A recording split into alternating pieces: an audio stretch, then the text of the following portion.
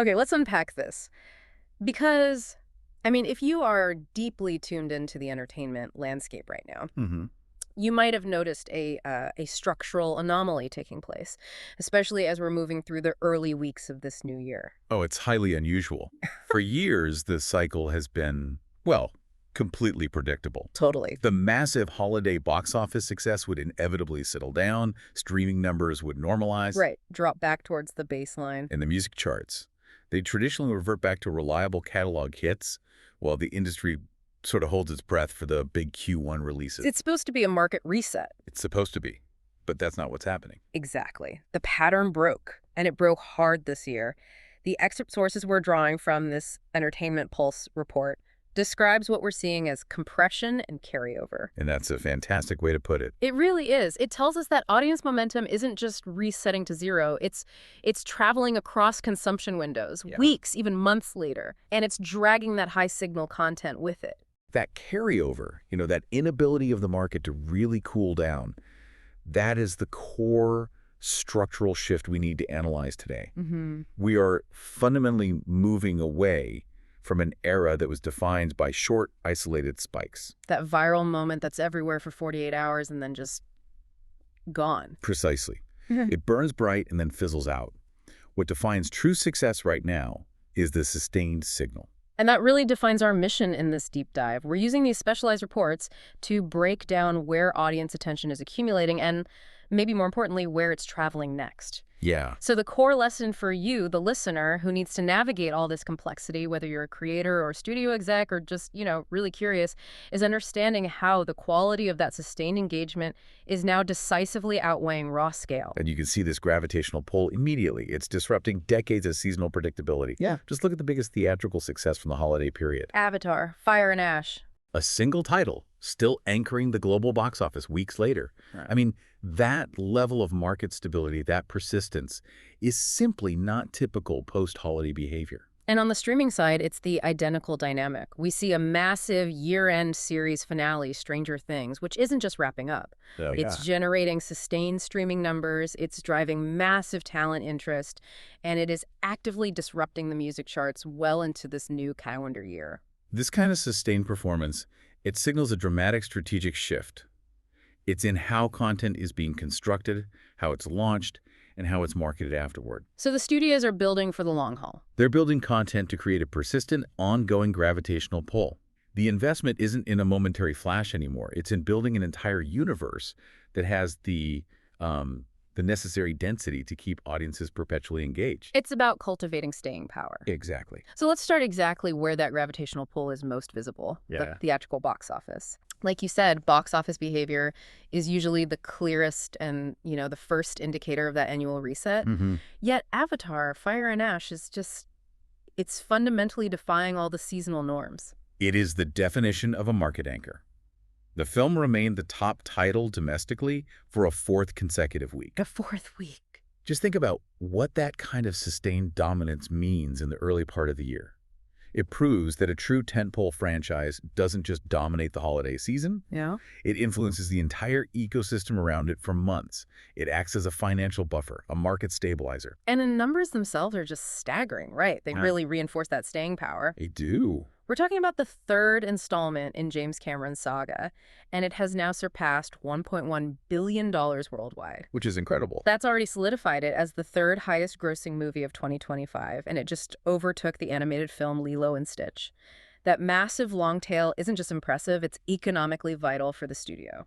Oh, it's more than vital. A run like this shows that an event film doesn't just vacuum up the available revenue. It almost holds the market hostage in a way. How so? It provides cover for the studio's entire slate. It means they could defer some of the marketing spend on their smaller Q1 releases. So they're using Avatar's lingering noise as a massive market buffer. Exactly. This is critical for studios trying to balance their yearly portfolio, especially when January and February are, traditionally very lean months. But I wonder, isn't holding that attention hostage just delaying the inevitable reset? I mean, if Avatar is absorbing all the available oxygen, does that really help smaller films? Or does it just confirm that only the mega franchises can survive? Well, that's where that compression and carryover idea comes back into play. The market is compressed, sure, but the studios are adapting. Okay. Look at the supporting cast that debuted underneath that Avatar anchor. Right. You have Primate, a creature feature from Paramount, Right. which successfully debuted in second place. That's the one with Johnny Sequoia and Troy Kotsur, and it's about a deadly domesticated chimp on an island vacation. A classic high concept. And Primate is fascinating because it highlights this tension between budget efficiency and franchise power. It was reportedly made on a tight $21 million budget. This is a genre piece designed for immediate, high-concept thrills. Made to make a quick, efficient return. Precisely. Yeah. To do so under the shadow of a tentpole. Its success isn't about setting records. It's about strategic budget alignment and guaranteed thematic traction. The studios know that sometimes people just want to see an angry ape on a deserted beach. And that is a reliable, profitable bet. So now let's contrast that efficient genre hit with the third-place finisher, Greenland 2, Migration. A sequel. Which means the studios are looking to revisit non-superhero, kind of mid-level IP for that sustained, established appeal. And it arrived nearly 6 years after the original. It continues the story of that family, Gerard Butler and Marina Baccarin, searching for survival after a comet devastates Earth. 6 years is a long time between films. It is.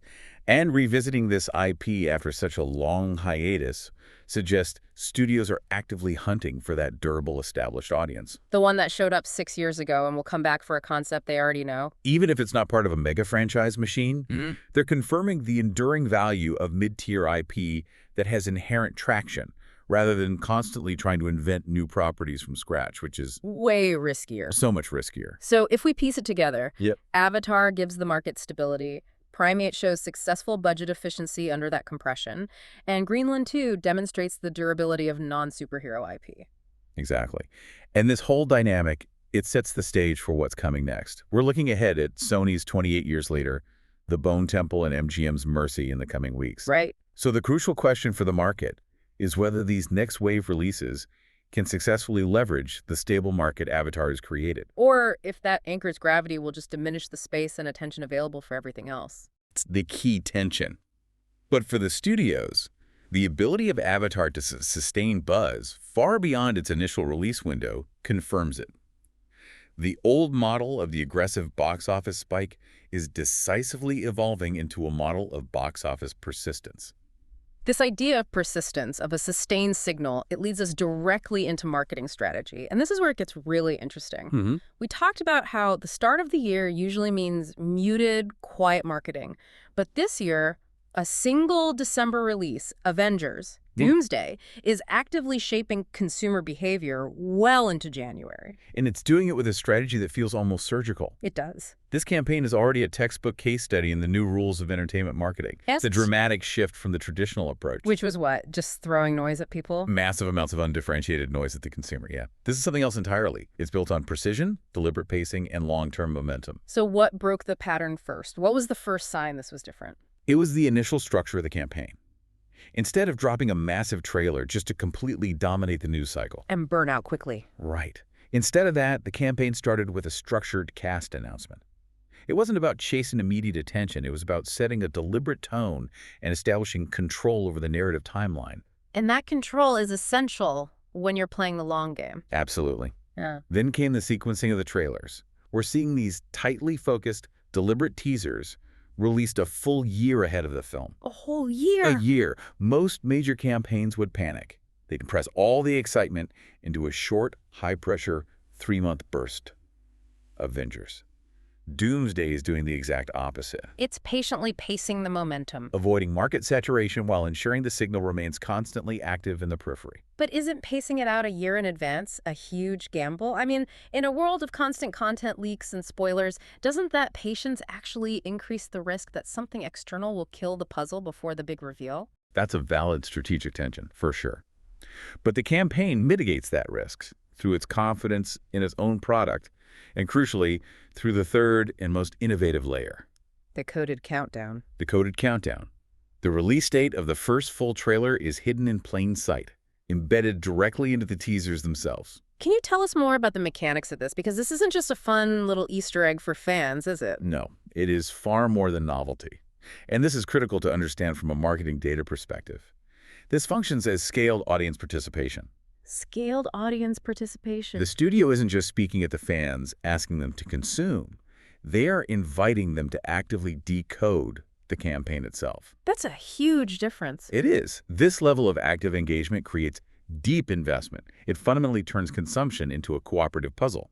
The fan gains status by being in the know, essentially becoming a decentralized, highly engaged marketing channel for the studio. So when you follow that encoded pattern, the consensus conclusion is that the first official massive trailer for Avengers, Doomsday, is engineered to debut on the Super Bowl. Precisely. And that choice isn't just about buying the most expensive ad slot available. No, it's about something more. It's about cultural gravity. It's about reclaiming the idea of a true event trailer in a fragmented media landscape where constant content drops have devalued the spectacle of the reveal. By embedding the launch date as a puzzle, the reveal becomes this shared, earned reward for the audience. Exactly. The moment is maximized because the audience helps build the anticipation. What stands out to me about this campaign as we track its buzz through the source materials is just how restrained and confident the whole approach feels. It feels designed specifically for an audience that actively enjoys decoding signals and appreciates narrative control, which is, I mean, that's incredibly typical of the core dedicated superhero fan base. And that restraint is the key so what here. The result isn't just excitement for the new film itself. Right. When you analyze the secondary data, we see it translating into rising buzz and growing interest across adjacent Marvel characters, storylines, even older catalog titles. So this is strategy shaping the entertainment calendar. Not just promotion filling a space. They are driving the halo effect intentionally, ensuring that momentum for one major title lifts the entire ecosystem. This is the definition of sustained signal being strategically manufactured over mere temporary noise. We've established that momentum isn't resetting, it's traveling. And nowhere is that more powerfully evidenced than in streaming. Absolutely. This is where that franchise gravity isn't only holding attention to the central title, but actively redistributing it across music, talent, other platforms entirely. Let's start with the absolute unshakable dominance of Stranger Things on Netflix. Okay. The release of its final episode delivered an astronomical performance. The data shows it drove over 500 million hours watched globally. And that figure is across all seasons, right? All seasons, that's the key. 500 million hours. That's just a breathtaking number. Yeah. It confirms the show is not merely popular, it's a durable attention engine. It is. This wasn't just a fan cohort tuning in for the peak. This sustained engagement is pulling in lapsed viewers and completely new discoveries simultaneously. Reinforcing its role as this perpetual cultural engine. And that engine keeps turning, providing cover for other crucial series. While Stranger Things commanded the peak attention, other consistent performers are also showing sustained visibility, which is so important for audience retention. So shows like Runaway, Culinary Class Wars, Emily in Paris. They all held meaningful visibility across multiple markets. And these shows are strategically important. Culinary Class Wars, for instance, leverages a very reliable reality TV formula. It might have a lower ceiling than a blockbuster drama, but it has a high predictable floor. That makes it essential for routine, sticky audience retention throughout the year. Now, moving to the film side on Netflix, we're seeing consistency in genre reliability. True crime. Always a safe bet. An absolutely safe and reliable bet for high engagement. The new documentary, Evil Influencer, the Jodie Hildebrand story, delivered over 25 million hours watched. And hit #1 in nearly 20 countries. That kind of global reach just confirms the genre's universal pull. And we also tracked the franchise debut of Wake Up Dead Man. Right. It premiered with 1.3 billion minutes of viewing. Now, that is objectively solid. It's highly franchise-driven. What? But it notably landed below Glass Onion's 2022 opening. And that data point is vital. It is. It suggests that while established IP works, the peak of an event movie on streaming is incredibly high. Right. And it's hard to replicate instantly. The market requires careful pacing, even for established brands. It hints at potential franchise fatigue if the releases are too compressed. Exactly. Meanwhile, the film His and Her, with Tessa Thompson and John Bernthal, is climbing fast. It's already hit #1 in over 70 countries. Which shows the power of pure star wattage and high-quality, mid-budget dramatic offerings. Okay, now let's look at the other major platforms, starting with Disney+. Unsurprisingly, Avatar continues to dominate here as well. You have The Way of Water leading the viewing, then the original Avatar, and then the behind-the-scenes look Avatar, Fire and Ash. a special look. So they're clearly leveraging that gravitational anchor we analyzed earlier, maximizing the cross-platform value of the theatrical run. Yeah, absolutely. But Disney Plus also had a major premiere, Tron. Ari's hit #1 in more than 70 countries pretty quickly after its midweek release. And that performance was in line with projections. It demonstrates that targeted, high-profile IP can still make an immediate, impactful debut on streaming, especially when it's tied to the kind of cultural nostalgia that a franchise like Tron carries.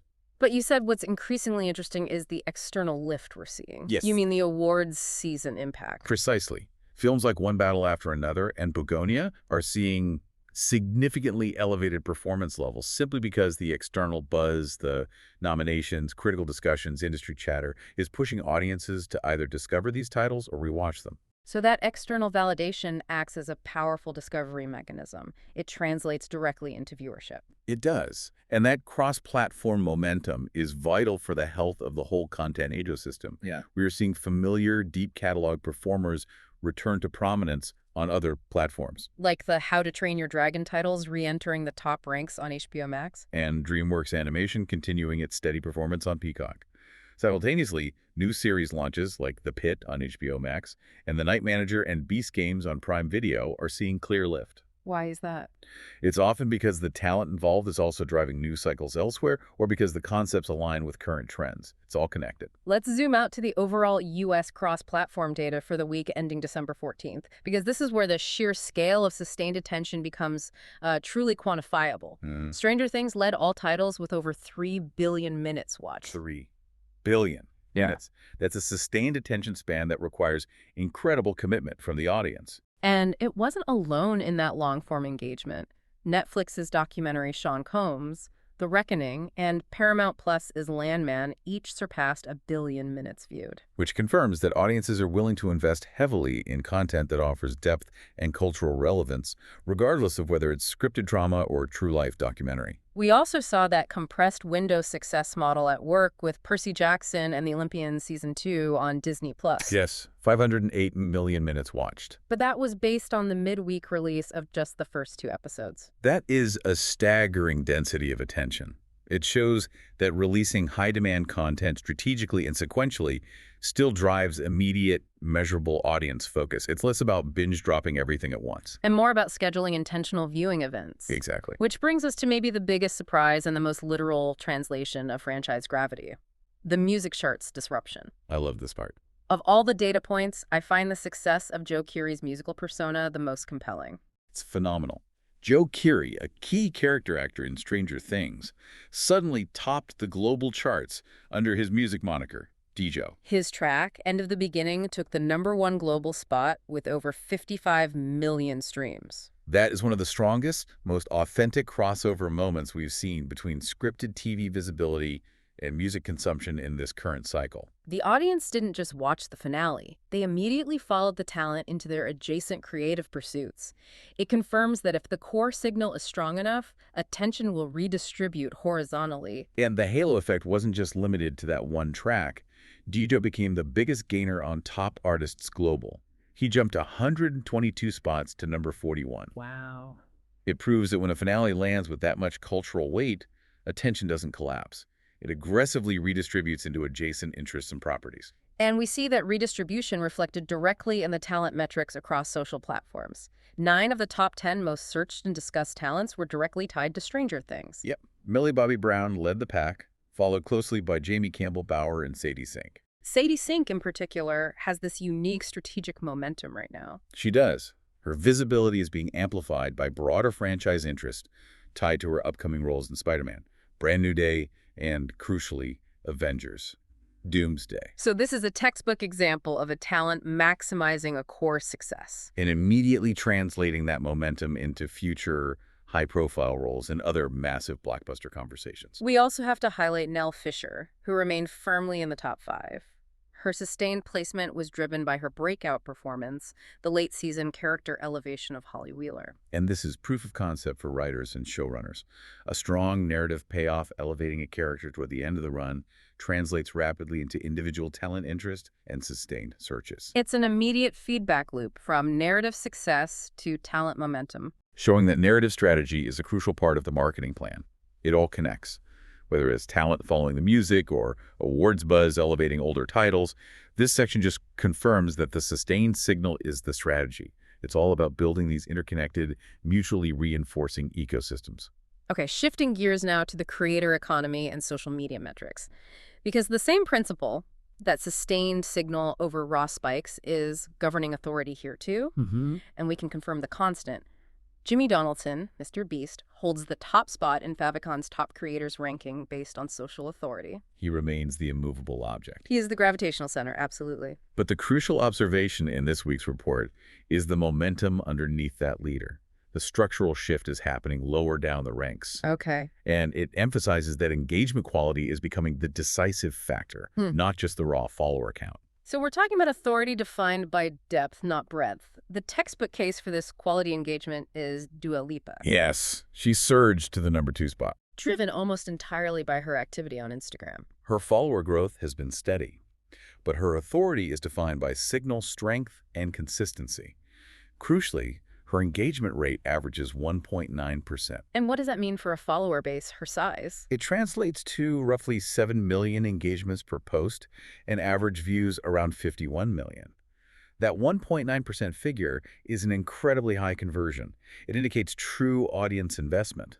The opposite of viral volatility. Exactly. She isn't chasing trends. She's driving them consistently within her carefully curated aesthetic. That consistency is authority. And then we have this compelling contrast provided by Neymar Jr., who is new to the top 15. And he highlights what we call the platform fit paradox. So he's gaining followers across platforms, but his success is highly dependent on where he posts and how he posts. It's a perfect illustration. The Meta platform, specifically Instagram, remains his strongest ecosystem.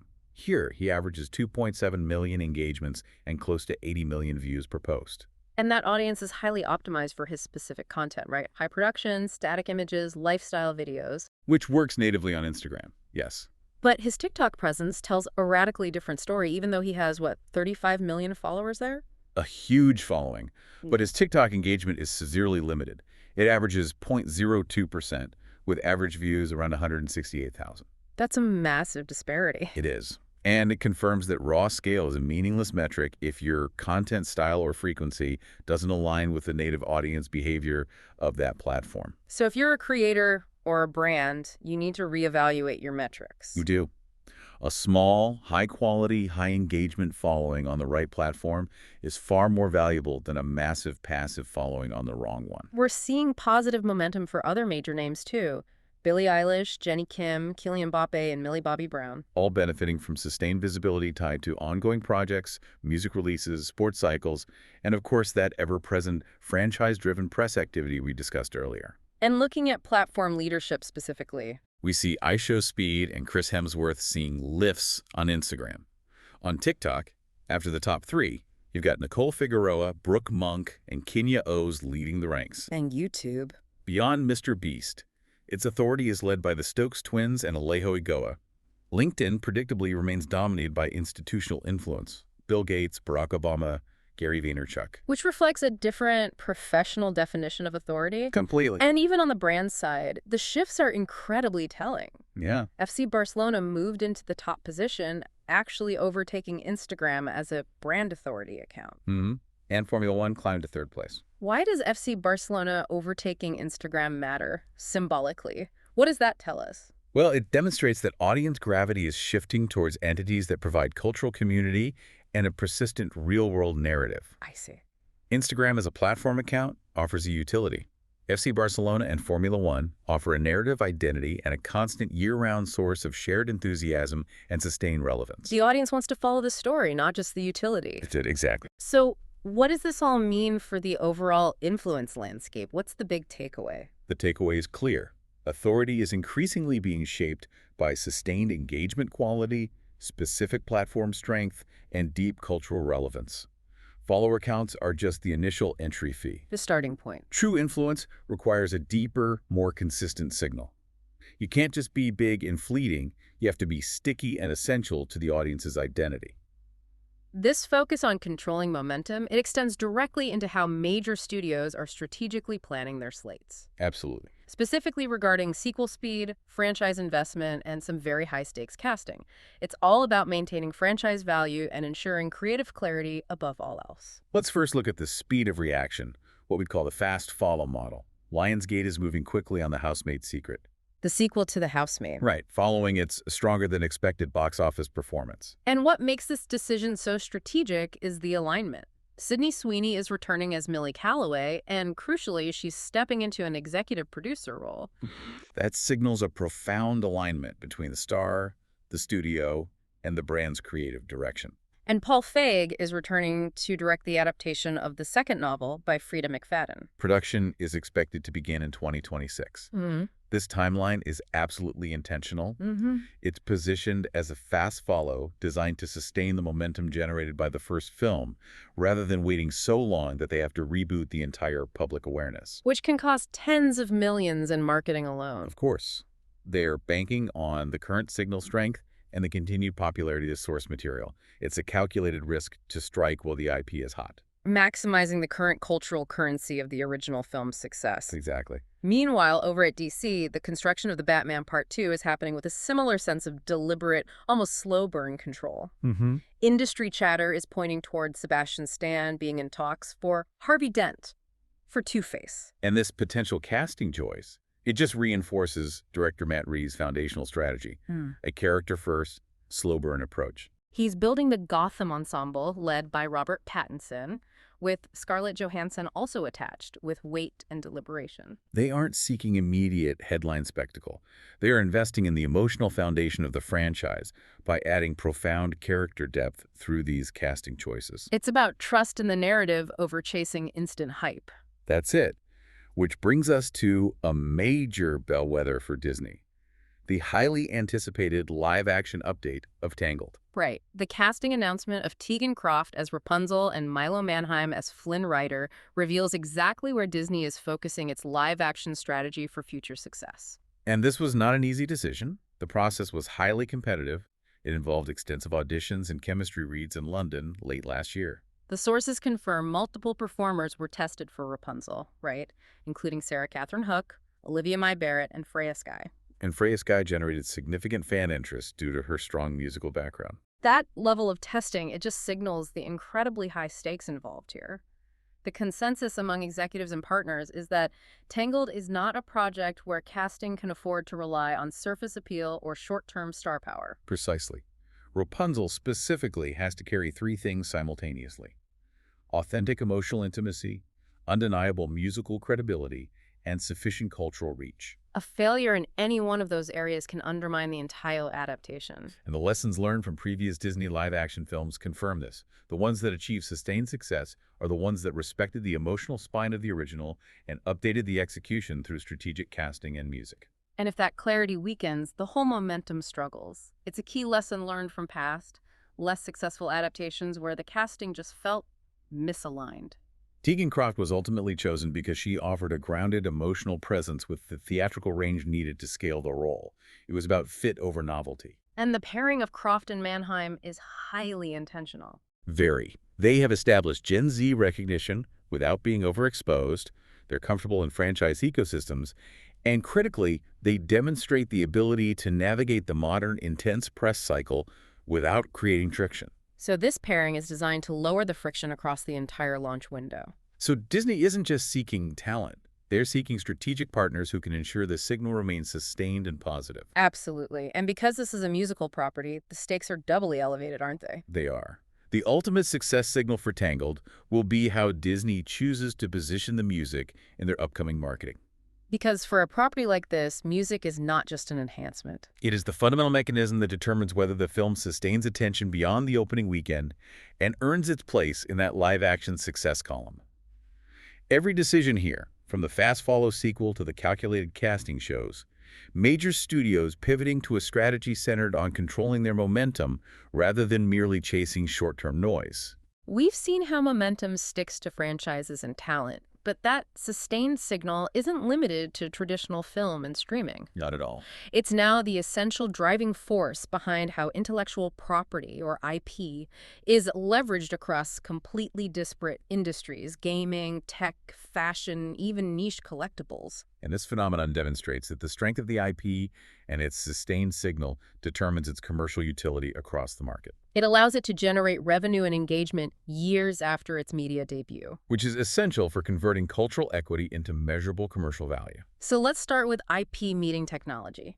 LEGO announced its new programmable smart brick platform, which introduces lights, sensors, and wireless connectivity directly into standard builds. This is a massive leap forward. And the first consumer rollout is set for early 2026, and it includes Star Wars-themed sets. Right. This technology will enable custom sound effects, motion responses, app-based interactions. LEGO is positioning this as foundational technology, moving far beyond simple aesthetic licensing. To truly integrate IP into a dynamic, ongoing play experience. The IP provides the narrative context, and the technology refreshes the IP, keeping it perpetually relevant to a new generation. It's future-proofing IP integration. And in the gaming world, we see legacy crossovers driving sustained player demand, confirming the durability of older franchises. Fortnite launched a limited crossover with South Park, introducing themed locations and skins, all adapted to Fortnite's age rating while retaining the signature visual elements. And perhaps more significantly, we have the example of Dead by Daylight reviving its partnership with Stranger Things. Yes, that collaboration had actually been removed previously due to licensing changes. But its return reflects the overwhelming, sustained demand for that legacy crossover content within the game's dedicated player base. It does. The signal from Stranger Things is so strong, it can literally resurrect expired commercial relationships. And it can command new and likely higher licensing fees due to its confirmed cultural weight. That's a direct, quantifiable measure of a sustained cultural signal. Absolutely. We're also seeing IP meet niche collectibles and commerce in interesting ways. MGA Entertainment Miniverse partnered with Taco Bell, releasing miniature DIY kits, replicating menu items, focusing on craft and display collectibles. This taps into micro-monetization and nostalgia, doesn't it? It does. It's not about mass consumption. It's about appealing to the highly engaged collector segment through a unique blend of craft culture and brand nostalgia. And it's distributed strategically through retail and digital early drops to maintain excitement. And Hasbro's Transformers is tapping into a different niche with the NFL, producing team-branded collectible figures that combine Transformer designs with NFL colorways and logos, aimed directly at collectors and specialty retailers. It shows a strategic decision to monetize specific, highly engaged fan segments who overlap two separate, powerful fan bases. It confirms that the strength of an IP allows it to be leveraged effectively, even in highly specific, specialized markets. And finally, we see IP meeting fashion and sports authority on a global stage.